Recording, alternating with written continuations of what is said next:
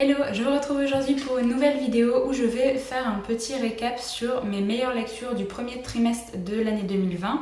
J'ai décidé de faire comme ça tous les 3 mois une petite vidéo qui récapitule un petit peu vraiment mes meilleures lectures. Je trouve ça intéressant d'avoir une petite trace comme ça au fur et à mesure de l'année.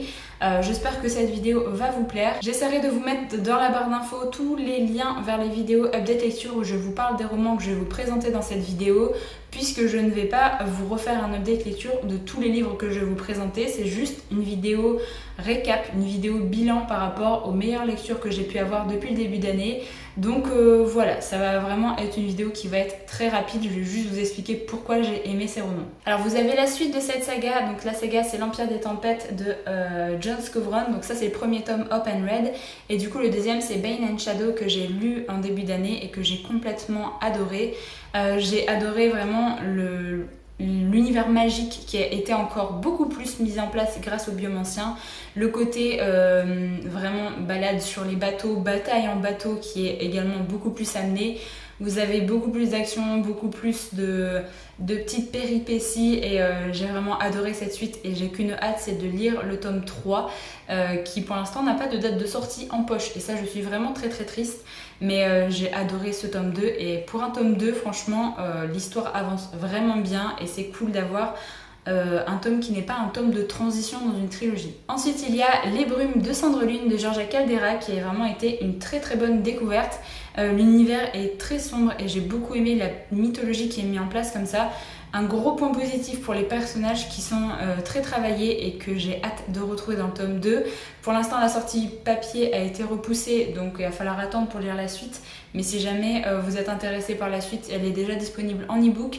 Mais j'ai vraiment beaucoup aimé cet univers et c'est le premier livre que je lis de cet auteur et la plume était vraiment très très cool, donc je pense que je vais essayer de découvrir un peu ses autres titres. Alors bien évidemment vous avez le tome 1 et le tome 2 de La Roue du Temps qui ont été de très très bonnes lectures, une très bonne découverte.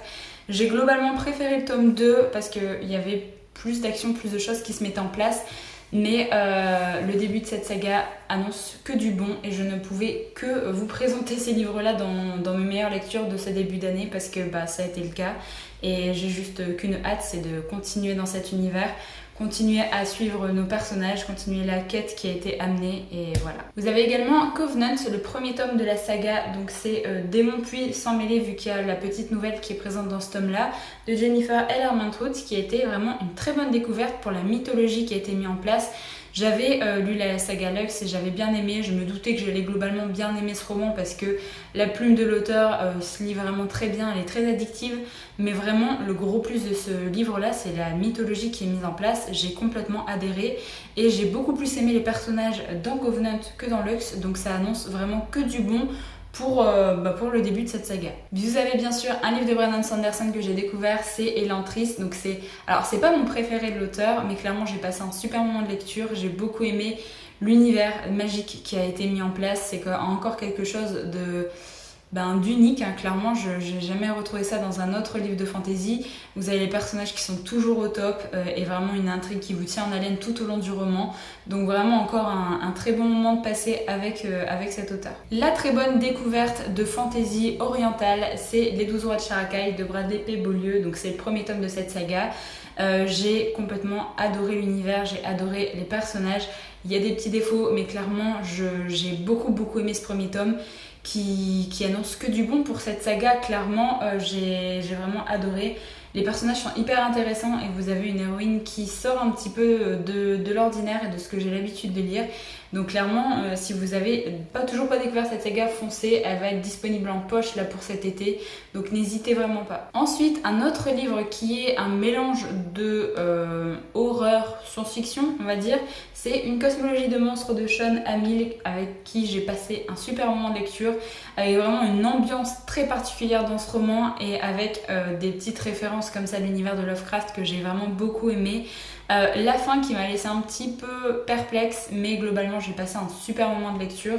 J'ai beaucoup aimé les personnages qu'on suit, vous allez quand même suivre une famille sur beaucoup d'années et je trouvais que c'était très bien fait et vraiment c'est un livre très particulier qui peut ne pas plaire mais moi j'ai passé un super moment parce que c'est vraiment une ambiance comme ça qui vous englobe pendant votre lecture et qui est hyper intéressante et que je retrouve pas assez dans mes romans. Et le petit contemporain qui a été une surprise, oui et non, parce qu'on a tellement acclamé ce roman sur les chaînes anglophones surtout que du coup je m'attendais à avoir une très bonne lecture et c'est ce que j'ai eu.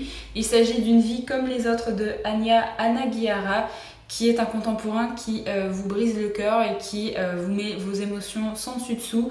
J'ai passé un super moment de lecture avec ce livre-là. C'est clairement pas le livre qui vous fait sourire et qui vous donne la pêche. Il y a vraiment des aspects de la vie qu'on ne voit pas forcément tous les jours dans les romans ou même dans la vie de tous les jours. En fait, on ne côtoie pas forcément ce genre de choses alors que c'est quand même présent dans le monde dans lequel on vit. Et du coup, j'ai trouvé que c'était hyper bien amené et les personnages sont juste au top. Clairement, les personnages, c'est un très très gros plus de ce roman.